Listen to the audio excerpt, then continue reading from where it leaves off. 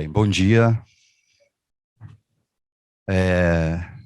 Bom, não poderia ser diferente falar do meu prazer em retornar na escola que a minha filha estudou, né?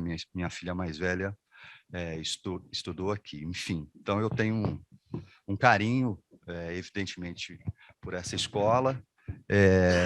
E claro que ainda que não tenha, né, direção, professores, alguns eu conheço, né? Caso da Mariana, outros de vista e outros não conheço. Um prazer enorme. Bom, quero agradecer, evidentemente, à escola, né, por esse convite e por pensar junto comigo um tema que, creio eu, nós aqui consideramos da maior relevância do ponto de vista de como que tanto a pandemia como o racismo ganharam relevância, né, no debate público, não só brasileiro, mas global, né?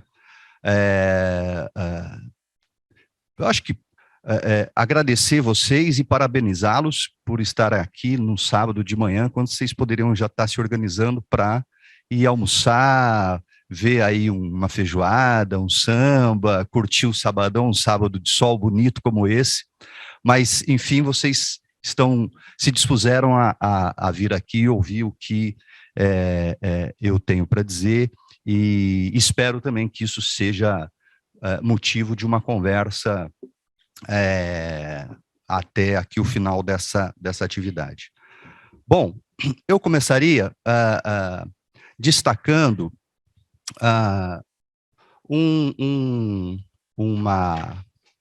uma pesquisa que foi patrocinada, financiada pela Unesco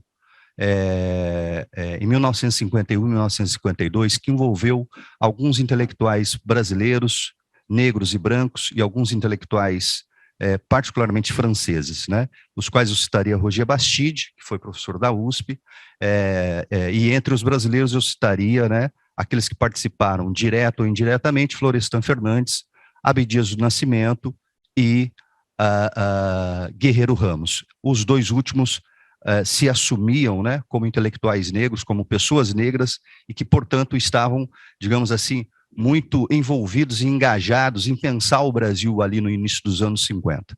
Havia uma espécie de expectativa da Unesco, a organização responsável por pensar cultura e educação no mundo, havia uma relativa simpatia e uma expectativa em relação ao Brasil, porque 1950, 51, 52, os traumas da guerra, os traumas do Holocausto, os traumas do nazismo estavam ainda à flor da pele. E haveria, portanto, talvez um lugar em que esses problemas de raça, né, não tinham ocorrido. E este suposto paraíso, este suposto lugar, esta suposta meca racial, digamos assim, seria o Brasil. Então havia uma expectativa por parte das pessoas envolvidas nesse projeto de pesquisa, que inicialmente se concentraria na Bahia, né, e depois vai se estender para o sul e sudeste brasileiro, de que se confirmasse, então, de que havia um paraíso nos trópicos, um paraíso racial nos trópicos. Eis que a conclusão não foi exatamente aquilo que se esperava, né? O resultado daquelas pesquisas revelou uma desigualdade social e racial, né, que revelava exatamente o oposto do paraíso, né? Evidente que aqueles intelectuais que estiveram envolvidos naquele projeto, entre os quais eu citaria o Roger Bastide, ele estava muito influenciado, porque próximo, né, dessa intelectualidade negra, que um ano antes do projeto iniciado, a pesquisa iniciada em 1951, em 1950 havia ocorrido o primeiro congresso sobre o negro na cidade do Rio de Janeiro, organizado pelo Abdias do Nascimento. E o Roger Bastide ficou muito impactado, né? Inclusive o próprio Gilberto Freire, porque a fama do Brasil como paraíso, evidentemente, tinha na obra do Freire, produzida no início dos anos 30, esta ideia. E o Roger Bastide, então, portanto, vai se envolver com o projeto de pesquisa e vai estender isso, inclusive, envolvendo o próprio Florestan Fernandes. Esse seria o primeiro ponto a destacar em relação a pensar o racismo made in Brasil.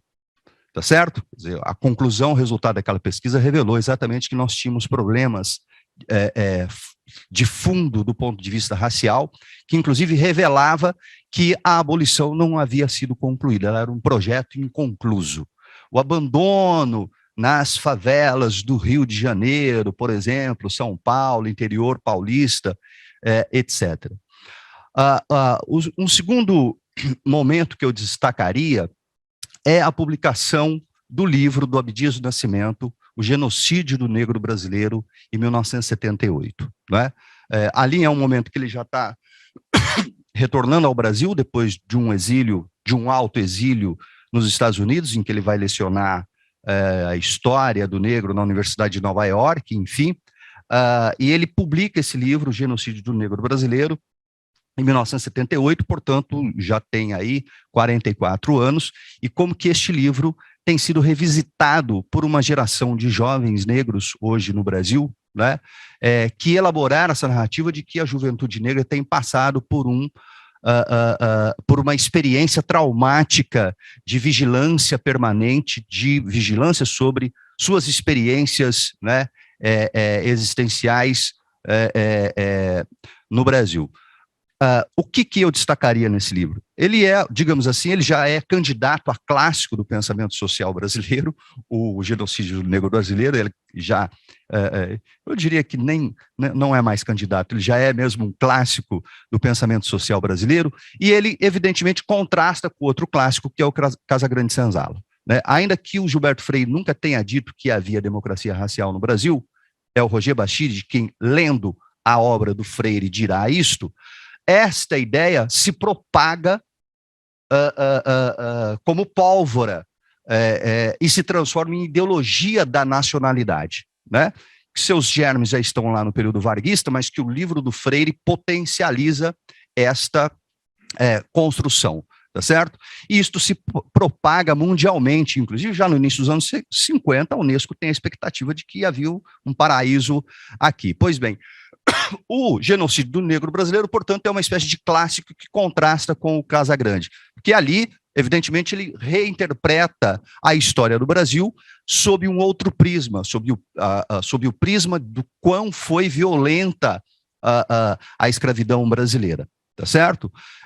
E, evidentemente, que o momento em que o livro é publicado coincide com a emergência de uma geração de intelectuais e ativistas negros brasileiros, né, muito engajados não só na luta contra a ditadura, mas também em olhar o Brasil sob um outro prisma, que não aquele que estava difundido nacional e internacionalmente. Né? O próprio Abdias, digamos assim, participa indiretamente da própria fundação do MNU em 1978, aqui em São Paulo.